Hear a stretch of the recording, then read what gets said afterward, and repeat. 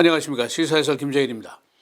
어제는 대선 후보들의 타운홀 미팅이 각각 따로 두 개의 장소에서 벌어졌습니다. 약 1000마일 정도 떨어진 장소에서 벌어졌지만은 사실은 트럼프, 바이든 두 사람이 1000마일 거리를 둔 맞상대 대결이라고 볼 수가 있습니다.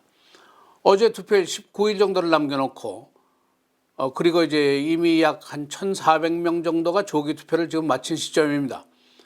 이 시점에서 트럼프는 마이애미, 바이든은 필라델피아에서 그리고 트럼프는 NBC 뉴스와 바이든은 ABC 뉴스와 각각 따로 타운홀 미팅을 가졌습니다. 포맷은 투표인들의 질문을 받고 답하는 형식이고 그 내용은 코로나 바이러스를 비롯해서 헬스케어, 인적 문제, 텍스 문제 등 중요한 대선 이슈들이 모두 제기가 됐습니다. 이 두 개의 타운홀 미팅의 차이가 있다면은 트럼프는 어제 사회자와 논쟁적인 또 대결적인 성미 급한 모습을 보였고 바이든은 아주 조용하게 강의하는 식으로 대화 담소조로 또 진행을 했습니다. 바이든은 타운홀 미팅이 끝난 후에도 한 30분 가까이 행사장에 남아서 텔레비전에 불이 꺼진 후에도 이들과 담소하는 모습을 보였습니다. 당초에 이 대선 토론회 커미션은 어제 2차 토론을 열기로 했지만은 트럼프 대통령이 코비드-19에 감염된 후라서 화상 토론을 하자 하고 제안을 했습니다. 그러나 트럼프가 이걸 거부했고 이때 이제 ABC, NBC 각각 방송이 각각 다른 장소에서 따로 타운홀 미팅을 마련하게 된 것입니다. 오늘 아침에 어제 있었던 타운홀 미팅을 보도하는 언론들의 태도가 각각 진보 보수의 성향을 따라서 다른 시각으로 보고 다른 사안으로 보고 해석을 하고 있습니다. 미국 언론들은 불편부당이 아니고 유편유당입니다. 고로 그 성향을 대중이 식별하기가 매우 쉽습니다. 그러나 이 소셜미디어들이 문제입니다. 특히 한국의 소셜미디어들의 성향이라든가 신뢰도는 알기가 어렵고 이것을 또 무작정 수용하는 미국의 한인들의 위치가 취약적이라고도 볼 수가 있습니다. 신뢰도를 분석할 수 있는, 분별할 수 있는 식견을 가져야만이 적절한 정보, 정확한 정보를 얻을 수가 있는 시대에 우리가 살고 있습니다. 김정은의 사망 소식을 벌써 몇 번째 우리가 들었습니까? 엉터리가 굉장히 많습니다. 조심해야 됩니다. 어제 보수적인 성향의 월스트리트저널은 단순하게 양자가 타운홀 미팅에서 주로 코로나 바이러스 문제에 대해서 초점을 맞췄다. 이런 제목을 달고 있습니다. 또 다른 보수 성향의 팍스 뉴스는 헌터 후라는 제목을 달고 바이든의 아들이 부친의 영향력으로 부를 축적했다는 설에 초점을 맞추고 있습니다. 그런가 하면은 진보계 언론인 CNN 방송은 트럼프의 또 다른 현실이라는 제목으로 코로나 바이러스에 관련한 소식들, 아직도 마스크를 신뢰할 수 없다는 트럼프의 발언을 소개하고 있습니다. 또 뉴욕타임스는 트럼프의 호전적인 태도, 또 바이든의 조용한 태도가 대조적이다라고 보도를 했습니다. 어제 양측이 타운홀 미팅에서 했던 발언 내용을 부분적으로 제가 간추려 보겠습니다. 첫째, 코로나 바이러스에 관련 질문들에 대한 응답입니다. 트럼프는 어제도 마스크 착용의 실효성을 의심하는 발언을 계속했습니다. 착용자의 약 85%가 바이러스에 감염이 됐더라 하는 주장을 했습니다. NBC의 진행자가 트럼프가 지난번 바이든과의 토론회 바로 전에 이 바이러스 테스트를 했느냐 하는 질문에 대해서 트럼프는 Possibly I did, possibly I didn't 하고 엉거주춤한 답변을 했습니다. 진행자가 재차 코비드-19 입원 시에 폐렴 증세가 있었느냐 하는 질문에 대해서는 No, but they said a little bit different, perhaps infected 이렇게 얘기를 했습니다. ABC 뉴스도 비슷한 질문을 했는데 바이든이 트럼프에게 가장 취약한 부분을 집중 공격을 했습니다. 대통령의 발언이 중요하다. Words of present matter 라고 하면서 대통령이 마스크를 안 하고 다니고 그것뿐 아니라 착용하는 사람, 나 같은 사람을 놀리고 하면은 일반 대중들은 안 해도 되는구나 라고 생각하기가 쉽다라고 지적하면서 과학자의 말을 들어라 하고 맹공격을 했습니다. NBC 뉴스의 질문입니다. 지난번 토론회에서 백인 우월주의자에 대한 비난을 미온적으로 했는데 오늘은 다른 유사단체인 백인 우월주의자 QAnon을 공개적으로 비난할 수 있겠느냐 그런 질문이었습니다. 이때 트럼프의 답은 나는 그들이 누군지 잘 모른다.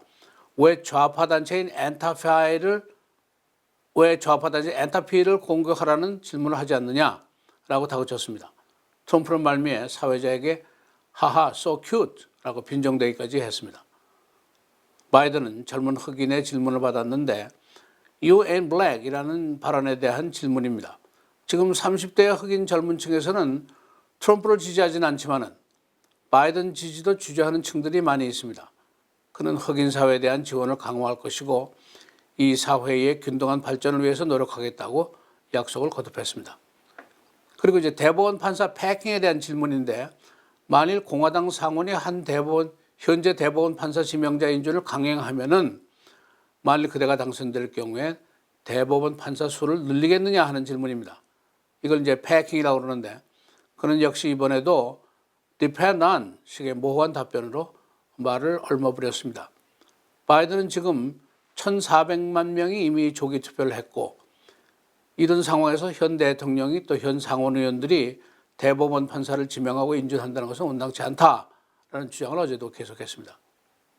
대법원 판사가 현재 9명인데 이 숫자는 사실은 헌법으로 규정한 사항이 아닙니다. 그래서 대통령의 숫자를 변경할 수 있는 제한을 할 권리를 가지고 있습니다. 상원은 이달 말 안에 대법원 판사 인준 투표를 강행할 계획입니다. 5번째 질문입니다. 트럼프의 텍스 문제에 대한 질문인데 4억 달러 빚이 있느냐라는 질문이었습니다. 그는 4억 달러 빚은 내게 피넛이다라고 말하면서 그 빚이 러시아나 외국 자본이 아닌 것을 밝힌다라고 말했고 그러나 이어서 Not that I know of라고 여운을 어느 정도 남겼습니다. 그는 2016년, 17년대 페더럴 인컴 텍스를 내면서 단돈 $750를 냈다고 뉴욕타임스가 폭로를 했었습니다. 이 트럼프를 상대했던 NBC 뉴스의 사바나 구티리아는 청중들이 질문하기 시작을 전에 한 18분 동안이나 거의 설전에 가까운 토론을 트럼프와 벌였습니다. 그녀가 변호사 출신답게 호락호락 넘어가지 않자 트럼프가 더 화가 난 모습을 보였습니다. 대신에 ABC 뉴스의 조지 스테파노폴리스는 조용하게 진행을 했습니다. 대선 토론위원회가 제안한 화상 토론에 대해서 트럼프가 거부를 하면서부터 문제가 시작이 됐는데 ABC 뉴스가 먼저 바이든과 타운홀 미팅을 갖기로 했고 경쟁사인 NBC가 동시간대에 트럼프 행사를 편성을 했습니다. 이것에 대해서 언론계 내부에서도 이견이 속출했습니다. 전 NBC 뉴스의 앵커였던 캐리 커릭은 트윗을 통해서 NBC의 동시간대 편성에 이의를 제기했습니다. 결국 국민들은 한쪽밖에 못 보게 될 거 아니냐. 이거 민주주의 원칙에 어긋난다면서 일반 대중들은 트럼프의 쇼맨십을 구경하기 위해서 그쪽을 더 보게 될 것이다 라고 시비를 걸어섰습니다. 사실은 저도 어제 리모컨을 가지고 바쁘게 왔다 갔다 했었습니다. 이 타운홀 미팅이 열리는 어제 하루만 해도 새 감염자가 6만 2천 명이나 미국 전체에서 발생했습니다. 그래서 이 코로나 바이러스가 선거전에 미치는 영향이 아직 끝이 나지 않았다고 볼 수가 있습니다. 카멜라 해리스 부통령 후보는 다음 주까지 선거전을 하지 않는다고 중단을 했습니다. 그녀의 보좌관 2명이 감염이 됐기 때문입니다.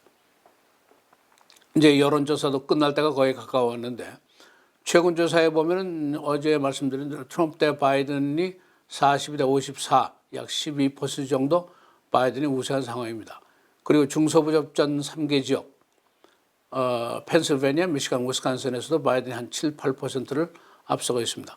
그러나 바이든 측에서는 아직도 안심을 잘 하지 못하고 있습니다. 바로 2016년 선거 때 3주를 남기고 4, 5% 처져 있던 트럼프가 막판에 역전승을 한 기록을 가지고 있기 때문입니다.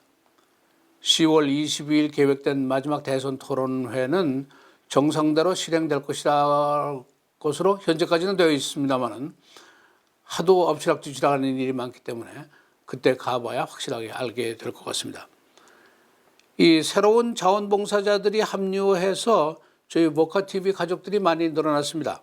어제도 2분이 자원봉사에 적극 나서서 제 아침 뉴스 작업을 도와주시기로 약속을 해주셨습니다. 대단히 감사합니다. 아직 할 일이 많이 남아 있습니다. 여러분들의 좀 더 많은 지원을 바람하지 않습니다.